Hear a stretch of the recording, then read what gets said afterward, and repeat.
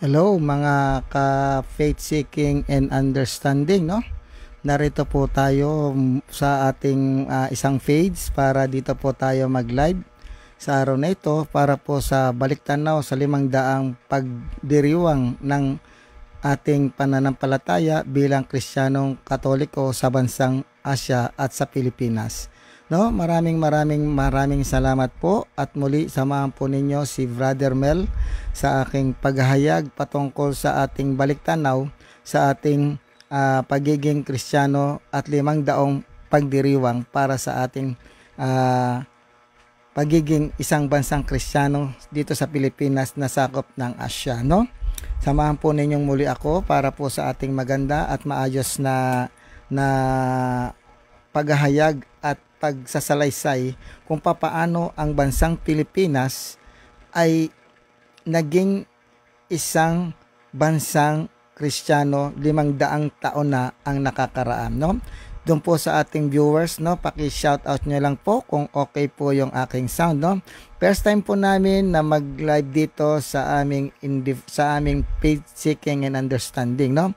Sa lahat po ng manonood, paki-shoutout nyo po kung ano po ang aming sound, kung malakas po ba o mahina, no? So maraming salamat at naway gabayan tayo ng ating Panginoon para sa ating paghahayag ng katotohanan bilang isang tunay na Kristiyano na nandito sa bansang Pilipinas. Samahan po ninyo ako. Bago po ang lahat ay binabati ko po ang lahat ng mga taga-subaybay din ng aming page sa isang page namin sa Faith Seeking Understanding, sa FB page namin, doon sa In Defense of the Truth at doon po sa aming YouTube channel. So maraming salamat din po sa lahat ng mga patuloy na tumutulong sa amin ng material, financial, spiritual na pangangailangan, sa lahat ng mga taong yon na hindi na po namin i-mention ang kanilang name. Ganon din po sa lahat ng mga frontliners at lahat ng OFW sa iba't ibang panig ng daigdig, naway ipanalangin po natin sila. Ganon din po yung mga taong nangihingi ng ating panalangin para po sa kanilang kagalingan, at yung mga pumanaw na po, isama po natin sa ating panalangin. Muli, samahan po ninyo ako at nawa maging makabuluhan po at maging maganda po ang ating ihahayag para po sa 500 taon ng pagdiriwang sa ating bansang Pilipinas bilang isang Kristiyanong bansa, no? Salamat Jimmy Mendoza, paki-shoutout kung okay po yung ating sound sa araw na ito upang tayo po ay magpatuloy, no? Salamat Brother Jimmy Mendoza, no? Sinubukan ko po dito ilagay yung aming live stream, no? Hindi po muna sa In Defense of the Truth. Ikakalat din po natin ito, no? Dahil para po kahit papano ay mabigyan naman po natin ng pansin ang isa pa nating page, no? Muli ipagdasal natin si Brother Noel, Brother Fessy, Brother Lourdes, Brother Edward, Brother Alex, Christina Patashni, Margie Cuo, Juliet Cabutin, Jess Villarin, Kokoy Cruz, Anwar Iqbal, Angela Bernhard, Kota Hoffman, at ganon din po, no? At ganon din po si Sara Dolora Kasipong sa kanyang injury. Naway makarecover po silang lahat. At ganon din po ang mga biktima ng mga COVID-19 sa iba't ibang panig ng daigdig, no? Ipanalangin po natin sila, no? Ganon din po kay Jimmy Mendoza, sabi ni Jimmy Bromel Chor, God bless you, watching from Harad, KSA, no? Bro Jimmy, paki-shoutout po kung okay po yung ating sound, no? Para po tayo ay magpatuloy upang ating isalaysay kung papaano naging isang Kristiyanong bansa sa Asya ang ating bansang Pilipinas na nagdiriwang ng kanyang 500 taon bilang isang tunay na Kristiyanong bansa dito sa Pilipinas, no? So, uumpisahan na po natin at meron po tayo ritong mga gagamiting mga dokumento. Bago po tayo mag-umpisa, siyempre nag-umpisa itong ating pagiging loud and clear sound, bro. Salamat Jimmy Mendoza, no? Nung pagdating dito ng mga Espanya, no? Kailan ba dumating ang Espanya dito? Ayon sa ating mababasa dito, meron po tayong libro, mga dokumento, so, Tagalog po itong ating dokumento, no? Kasaysayan ng Pilipinas at pamahalaan nito, no? Sa babasahin po natin. Sabi dito, papaano ba nakarang dito? Ang paglalayag ni Magellan o Ferdinand Magellan. Ang sabi dito, ang pagdating ni Magellan sa Pilipinas ay hindi isang aksidente. Talagang sinadya niya at ibig niyang makita ang Pilipinas sapagkat nabalitaan niya na napakayamang bansa ito.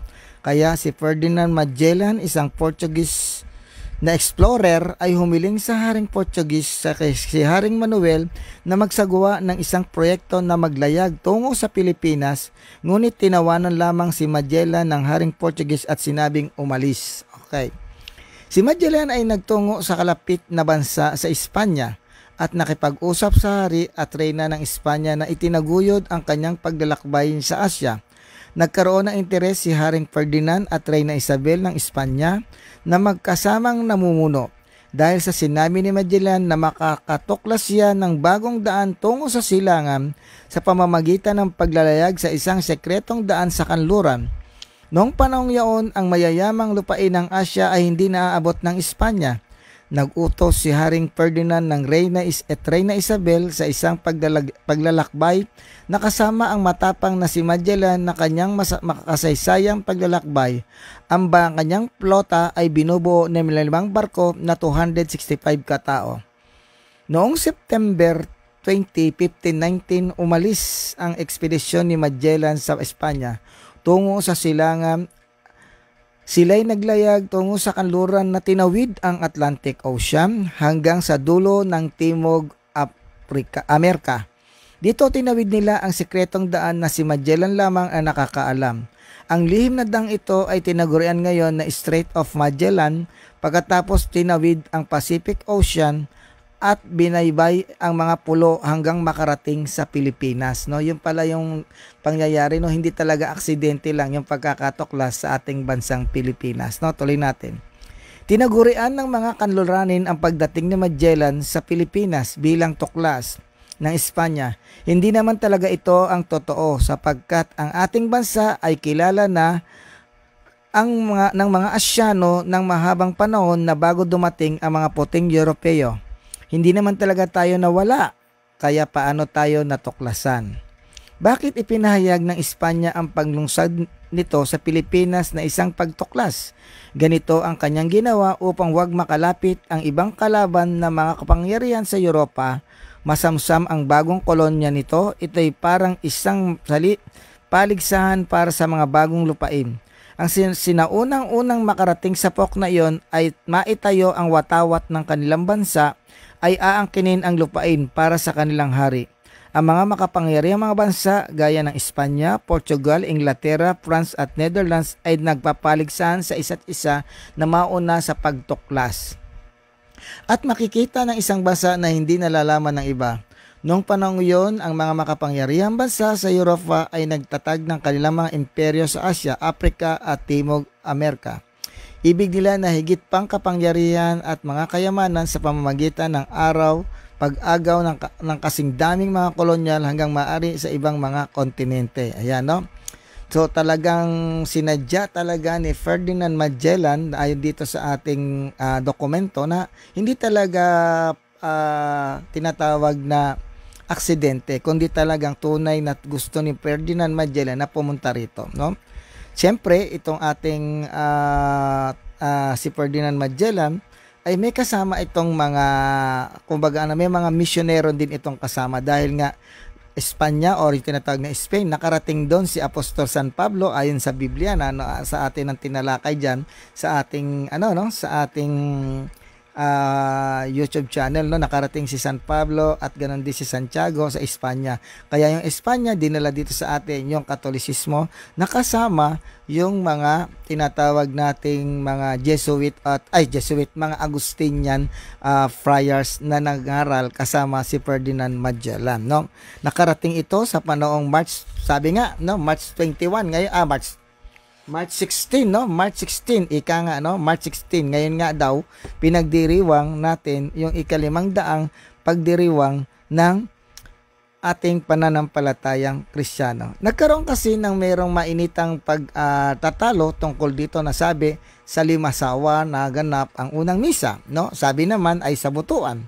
Ito po, ngayon natin ito, no? Kay alin lang po ang mauna, kay Butuan yan, kay Limasawa ang nauna, walang problema ron. Basta ang importante po sa atin, tayo po ngayon ay nagdiriwang ng ika-500 taon ng Sangkristyanuhan dito sa bansang Pilipinas. Sabi dito, ang unang misa sa Okay, basahin muna natin 'to, ano? Ang unang misa sa Butuan.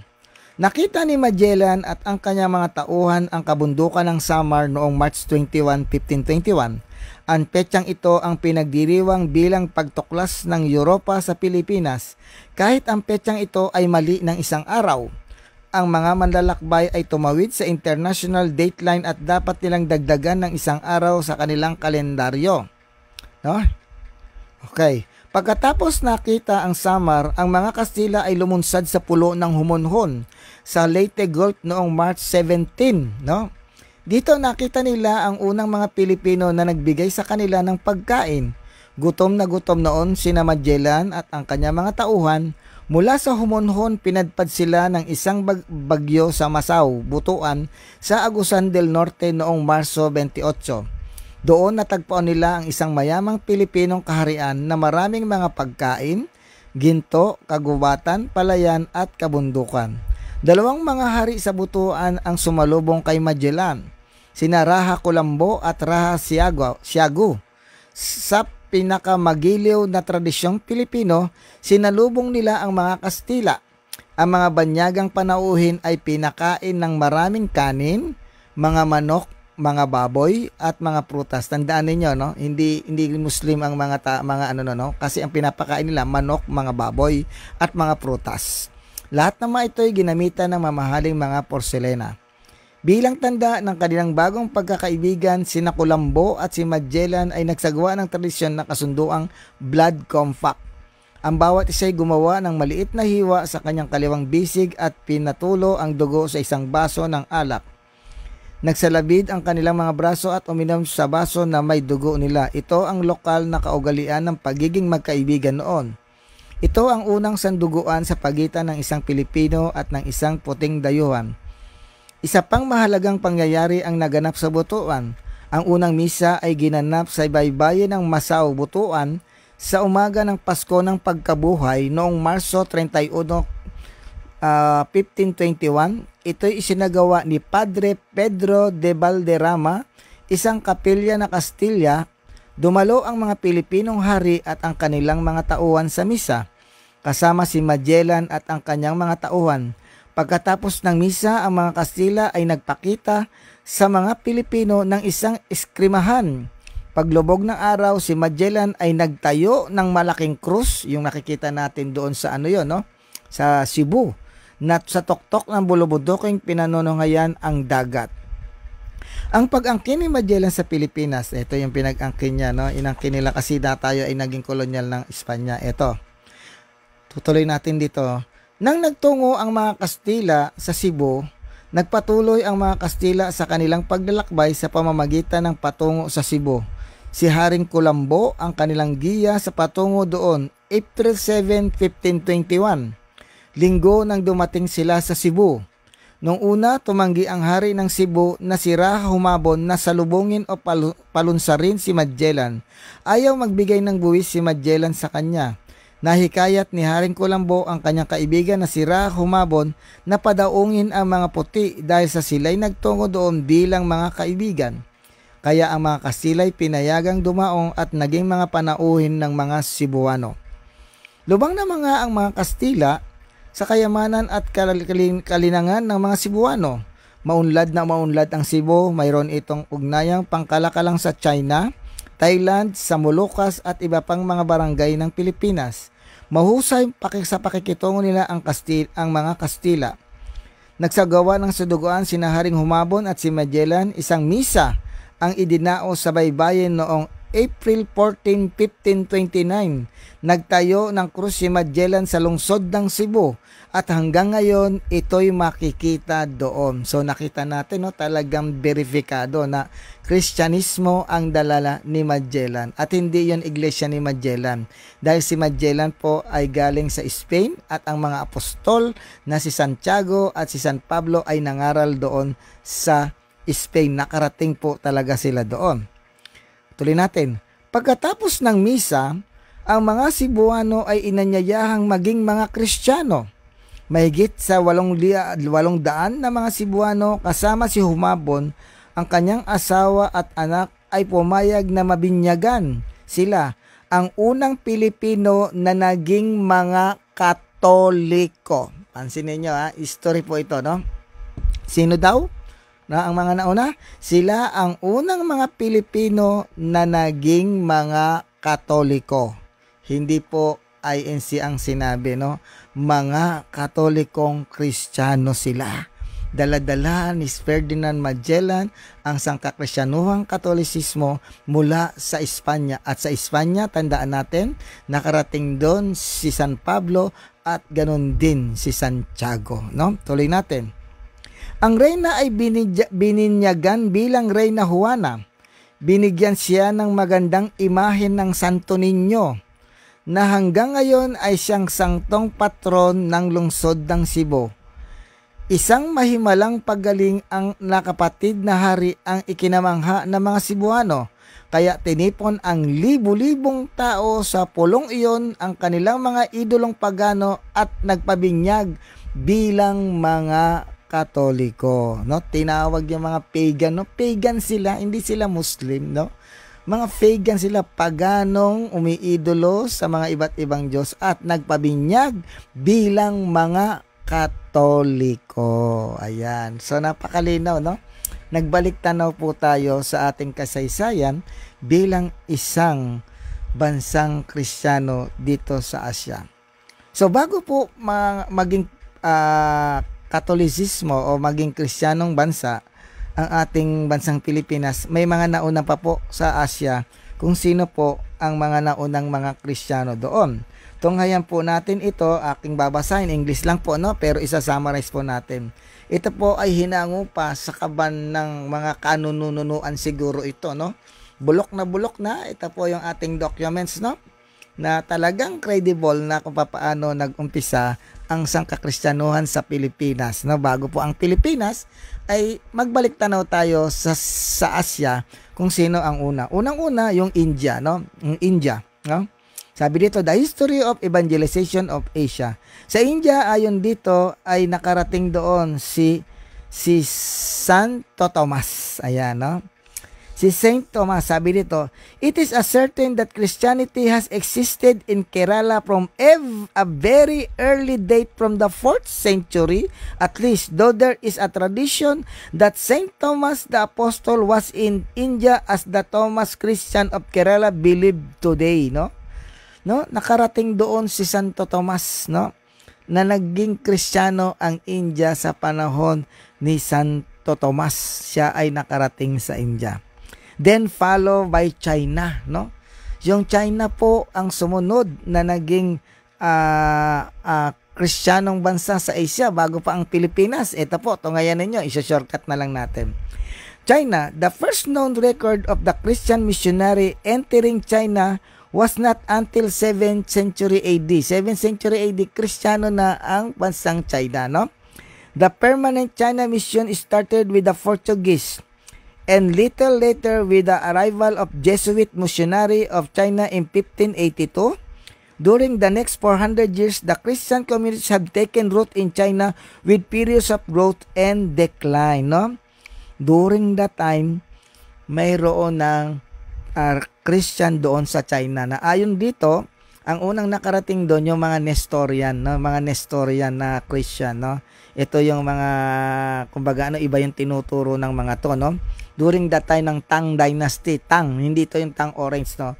Yung Tang Dynasty, tinanggap sila ng Emperador Tang na magpakalat doon ng sangkakristiyano at tinanggap sila. Pero na-dissolve din dahil nung namatay itong si Emperador Tang, napalitan ng isang emperador na ayaw sa Kristiyano, kaya na-decline at nawala yung paglago ng sangkakristyanuhan doon. Pero during the 7th century AD, ang China ay nagkaroon na ng Kristyanismo. Okay, no? Okay. Susunod, yung tinatawag nating Indo-China. Ayan, Indo-China. Yung Cambodia. Okay. Cambodia is a Theravada Buddhist country. Independent since 1949. Dominican missionaries received permission to preach the gospel from the king around 1555. Spanish Franciscans Apollo in 1719 introduced Christianity permanently. Their father Lebavas in 1719 and translated the Catechism into the Khmer language in about 770. Pansinin ninyo, no? Ang Indochina o yung Cambodia ay naging Kristiyano at nakaapak na ron ang mga Kristiyano noong 1555. Ayan. Next is Japan. Okay. Japan first contact with Christianity began with the arrival of Saint Francis Xavier in 1549. Ayan, yung Japan, no? Far East din to, no? Yung Japan. Yung mga inaano ko, mga nasa Far East tong mga to o yung sakot to ng Southeast Asian, no? Asian nation, no? Ito rin ang sinasabi ng ang Japan, isa rin Far East. Yung Cambodia, Far East din. No? Okay. At the first Christianity was understood to be a new Buddhist sect, but the clash with the older faith soon occurred. Feudal rivalries favored and growth of the church. And although missionaries were few, Christian totally 130,000 within 30 years. Ayan. Ang nagdala po ng sangkakristyanuhan doon ay si Saint Francis Xavier noong 1549. Sa Korea, there is some evidence to indicate that some contact was made with Christian as early as 1592. Korea was invaded by Japan and some Korean converts were made by the Japanese soldier. The first missionary work was done by Koreans themselves who made official visits to Peking and came contact with the Catholic priests and Catholic literature. No? 1592, naging Kristiyano na rin ang Korea at nakapangaral na ang mga simbahang Katolikong misyonero na nandoon. Okay. Philippines, no? Ito nga yung sinabi, no? Okay. Nearly 85% population is Catholic. Christianity was introduced by Ferdinand Magellan, who claimed that island for Spain in 1521. The Roman Catholic Church was permanently established by the expedition of Miguel Lopez de Legazpi and Father Andres de Urdaneta OSA in 1565, which also checks the spread of Islam soon after the Augustinian came and Franciscan 1577, the Jesuits 1581 and the Dominican 1587. No, yun ang mga pumunta dito sa atin. Kaya naging matibay, matatag ang ating pananampalatayang Katoliko, no? Augustinian, followed by Franciscan, then Dominicans, no? Mga Jesuits din nagpupunta rin sa atin dito, magpasa hanggang ngayon. Nagmi-mission pa sila rito, no? Yun po, Malaysia. Mas nauna pa po ang Malaysia sa Pilipinas na magkaroon ng Kristiyano. Christianity first came to Malacca, West Malaysia with the Portuguese in 1511, no? From 1786 onward, Catholics moved in. The East India Company appointed a Church of England chaplain in 1809. Many Protestant missions were started around 1851. Yung mga Protestante, 1851 lang. Pero yung mga Portuguese na mga misyonero, in 1511, nakarating na po ang Kristyanismo doon sa Malaysia. Okay, no? Dito naman sa Singapore, Roman Catholic converts from Malaysia came here in 1819. The Catholic Church was established by Jane Marie Borel noong 1813, 1872 of Paris Foreign Mission. The Christian Brothers and Sisters came in 1852. Singapore was made of center of evangelization in the late 1960s and Archdiocese of Malacca, Singapore, with the suffragancies of Kuala Lumpur and Penang was established. There are many Protestant mission in this island's republic. Kailan daw nagkaroon doon? 1819, no? 1819 nagkaroon na ng Kristyanismo doon sa Singapore. Sa Burma, the Christian mission began with the coming of American first missionaries in Asia in 1813. They founded churches among the Burmese, translated the Bible, and produced a dictionary, both of which are still issued. The Catholic missionaries since 1856 included the Paris Foreign Mission Groups, the Irish Good Shepherd Sister, and the American Jesuits. no? Noong 1813, ang Burma ay nakarating na din ang simbahang Katoliko o ang Kristiyano doon. Thailand, the first Catholic priest visit in Siam in 1511. Two Dominican priests came in 1555 and they were martyred 10 years later, no? 1511 ang Thailand, nakarating na rin ang sangkakristyanuhan doon. Nauna pa ang Thailand sa ating bansang Pilipinas na magkaroon ng Kristiyano. Indonesia. The evangelization of Indonesia was begun by the Portuguese shortly after the establishment of Malacca. Because anti-Portuguese reaction led by the Sultan of Ternate for Port Pips and the Christian community was lost, including the works of Jesuit, Dominicans, and Franciscan. The remaining Christian became Protestant because of the new Dutch occupies after 1605. No? Between 1816 and 1914, the foundation of the church of various denominations was laid in very major area of Indonesia. After the First World War, there was the rapid growth which established the great Christian community of the present.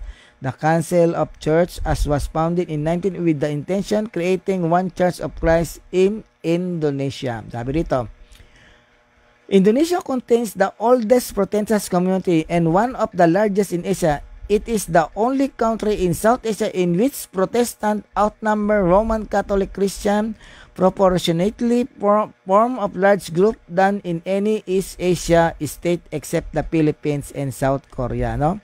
So Indonesia rin po naging Kristyanismo na, no? Dito natin makikita kung paano nauuna talaga ang Kristyanismo para sa ating mga Jesuit, mga Agustinian, mga Dominican na mga talagang walang sawang nagmimisyon na hanggang ngayon ay patuloy pa rin silang nagmimisyon para sa ating simbahang Katolika. Sa New Guinea, as early as 1546, the western part of the New Guinea was visited by Francis Xavier, no? Si Saint Francis Xavier nagdala rin dito ng sangkakristyanuhan sa New Guinea, no? The Catholic mission formally started in 1890 on the southern coast of West Irian by the Fathers of the Sacred Heart. Ayan, no?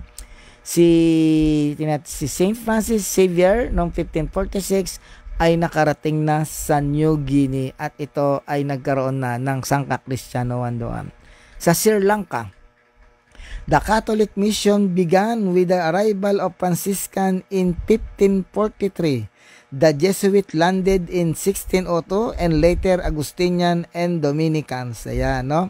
Doon natin makikita na talagang namamayagpag ang simbahang Katoliko sa paglalagay nito ng mga churches ng Roman Catholic Church.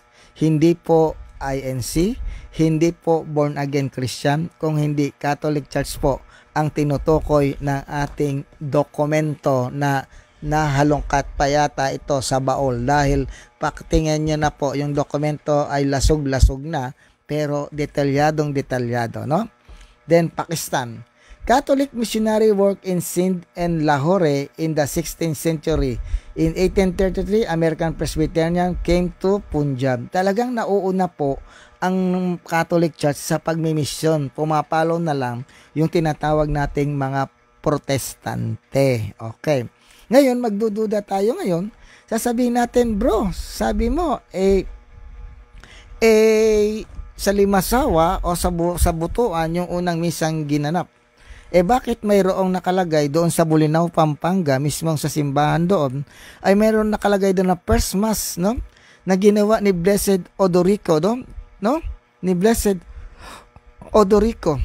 Yung ba ay invento o yung ba ay hindi totoo? Actually, ayon dito sa ating nahalongkat sa baol na pagkatagal-tagal ng dokumento na to, si Blessed Odorico po ay totoo pong misyonaryo, no? At siya po, dito, kasabayan niya si Francesco Saverio, no? Si Francesco Saverio, mas kilalang Saint Francis Xavier, no? Kasama niya rito nakalagay, no?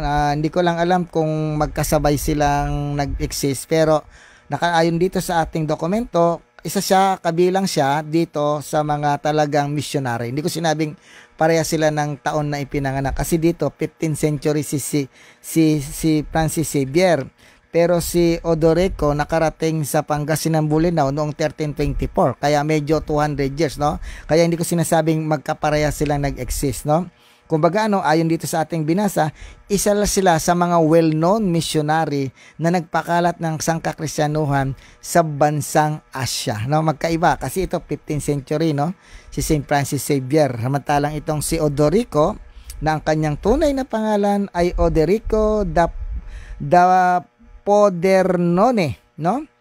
At ganon din si Matteo Ricci and Martin de Rada will refer readers, no, to the read article accompanying their portraits featured in the exhibition. Nandito kasi yung mga picture nila, no? Ito po yung mga well-known na mga Asian evangelizer at missionary sa Asia, no? Magkakaiba po sila ng existent na date, pero sila po ang mga kinikilala.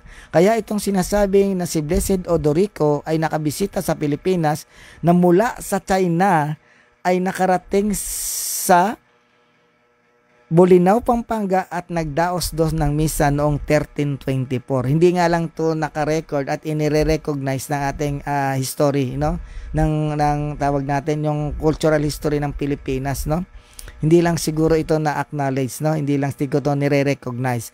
Pero ayon dito, talagang dumaan itong si Blessed Odorico o mas kilala sa Odorico da Podernone. Hindi po ito imbento. Talagang totoo ayon dito na isa sa mga kilalang misyonero na nagmi-mission sa Asya. Kaya yung 1324, hindi po yun imbento, yun po ay dokumentado nito. No? Na totoong mayroong Odorico da Podernone. At bakit sila napadpad doon? Dahil po sa masamang panahon at sila'y galing ng China, napadpad po sila doon at doon sila nagmisa. Kung pupunta po kayo sa Bolinao, Pampanga, makikita nyo roon sa pintuan ng simbahang iyon yung pangalan niya, no? Odorico da Podernone, no? Si Blessed Odorico. Hindi po yun inventong comics o kwentong barbero. Ito po yung dokumento na aking binabasa. Ayan po, no? So, ito na po, no? Kasi mayroong magsasabi, dapat daw mayroong dokumento. Kaya, si Brother Mel po, bumabasa dito na mayroong dokumento, no? Sino-sino yung mga talagang mga missionary sa Asia during that time? Isa rito, si Giovanni da Montecorbino, no? Isa siya sa unang obispo sa Beijing na Franciscan, no? Noong 1247, na siya yung unang obispo at first evangelizer of China, no? Nung nawala na yung Nestorian, ang pumalit naman ay si Giovanni da Montecorbino na nangaral, no? At siya ay naging archbishop sa Beijing noong time na nakapag-evangelize siya doon. At siya ay naging archbishop ng Beijing. Ayan. 1247, no? Ibig sabihin, may nauna na pala yung China sa atin bilang maging talagang Kristiyanong Katoliko. Then follow by Constantino Giuseppe Becci, no? Ayan, yung mga missionarying mga Jesuit yan, no? Ayan, yan ang mga missionary in Asia. Ganon din si Robert de Novilli, no? Si Ippolito Desideri, yan. Si John de Brito at ganon din si Francesco Horacio Oliveri. Yan po ang mga well-known na kilalang misyonero sa bansang Asia. Hindi po yung ibong mandaragit. No, tandaan natin yung mga binanggit kong pangalan, si Odorico, si St. Francis Xavier, si Ippolito Desideri, yan po ang mga well-known na mga ngaral na misyonero na sinugo ng Diyos sa bansang Asya at hindi po yung ibong mandaragit na lumitaw lang noong 1914, no? Yun po ang ating dapat na malaman. Ngayon, ayon dito sa ating nababasahin, traditionally St. Francis traditionally believed to have passed by Mindanao on his way to India, no? Ayon dito na si St. Francis pala, Xavier, ay dumaan din daw doon sa Mindanao, no? Anong taon ba itong si St. Francis Xavier, no? So, doon natin makikita, sinabi ko na po kung anong taon sila mga nag-i-exist. Kaya, kung mayroon man tayong mga kwento, hindi man ito na itala, pero sa ibang mga kasaysayan na hinalungkat pa natin, ewan ko kung anong taon po ito, no? Bulok-bulok na po ito na talagang dinidetalyado nila na talagang ang Catholic Church po talaga ang nagpasimula ng sangkakristyanuhan dito sa Asia at hindi po yung ibong mandaragit, no? Okay, no? O, nalibitaw dito. Bumasa na po ako na ayon dito, pakinggan ninyo, no? Balik ulit tayo sa Pilipinas, no? At ito po'y balik tanaw lang po natin para sa pagdiriwang ng ating limangdaang taon ng ating pananampalataya dito sa bansang Pilipinas. Sabi rito, during the same day, Magellan presented the chieftain wife with the image of infant Jesus, which in 1565 was discovered by one of Miguel Lopez de Legazpi. Nung namatay si Magellan, ang pumalit si Miguel Lopez de Legazpi, no? Bakit tinawag na Cebu? Juan Miguel Lopez de Legazpi, after overcoming the resistance of the people of Cebu due to the providential find, Legazpi named Cebu in honor of Santissimo Nombre de Jesus. Kaya pala Cebu, no? Legazpi named Cebu in honor of the Santissimo Nombre de Jesus, which is still the official name of the Archdiocese of Cebu to this day. Ayan, no? Santissimo Nombre de Jesus. Kaya dito natin makikita na talagang ang Pilipinas ay tunay na Kristiyano na during that time ng mga manlalakbay, ng mga misyonaryo at iba pang mga mangangaral ng mga salita ng Diyos. Tandaan natin, no? Kahit wala pa yung ibong mandaragit, patuloy na nandadagit ang mga misyonerong Agustinian, misyoneryong Franciscan at ganon din ang mga misyoneryong Dominican. Wala pa pong lumilitaw na ibong mandaragit, patuloy nang dumadagit ang ating mga misyonero sa bansang Asya. Kaya never po na natalikod ang simbahang itinayo ni Kristo dahil marami ng mga bansang nauna pa sa atin na naging Kristyanong bansa bago pa lumitaw yung ibon mandaragit noong 1914. Dito natin makikita kung maghahalughug tayo ng ating mga referensya, ng mga sinauna, nakikita natin hindi po natalikod ang simbahang itinayo ni Kristo, bagkus lumagana po ito, nakarating sa iba't ibang bansa, pinalaganap sa Asya, no?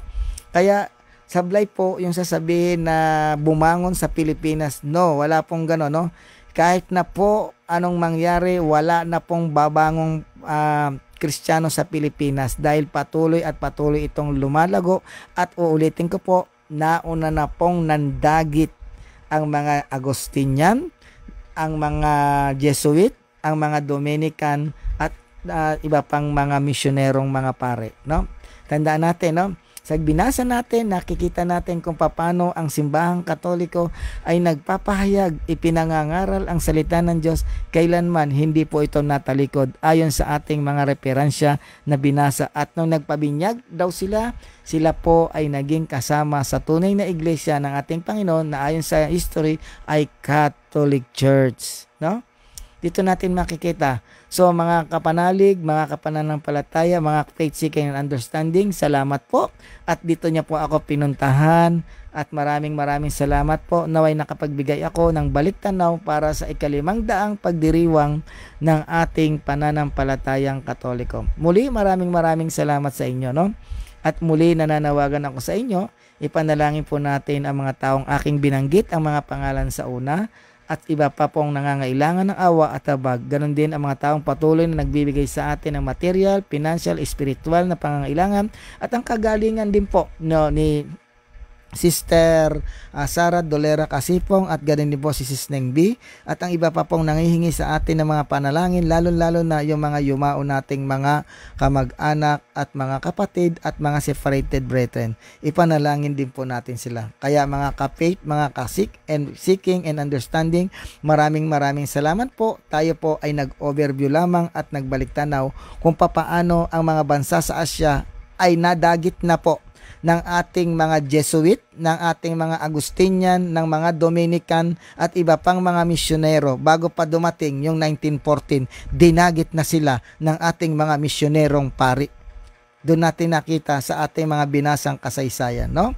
May nauna na pong mga mandaragit sa bansang Asya, no?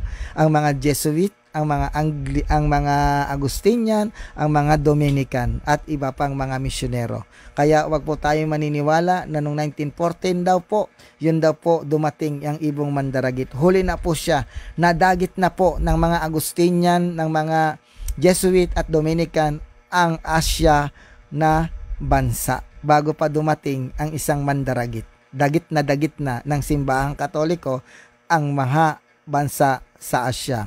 So maraming salamat, ganun din sa ating mga viewer no ng kumakaway, si Jason, si Isip, salamat, si Kasipong no, salamat din kay Jerome Dolora Kasipong, kay Sheila, ganun din kay Sheila Cortez no. Okay lang kung Katanox Cab.